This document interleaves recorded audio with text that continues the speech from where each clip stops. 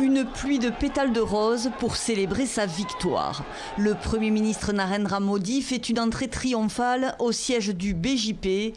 Le parti nationaliste qu'il dirige remporte la majorité absolue à la Chambre basse du Parlement indien, selon les résultats quasi définitifs des législatives. C'est l'Inde qui a gagné, et la démocratie. C'est aussi la victoire du peuple. Nous pouvons désormais emmener notre pays vers de plus larges horizons et avancer vers une Inde développée en 2024. Le Premier ministre indien tenait vendredi des consultations pour préparer son deuxième mandat qui débute avec une majorité renforcée. Avec près de 45% des voix, le BJP améliore son score par rapport au précédent scrutin de 2014.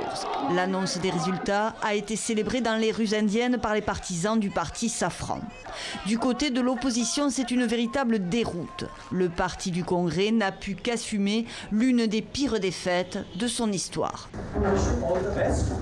Nous lui souhaitons bonne chance. J'espère qu'il défendra les intérêts du pays.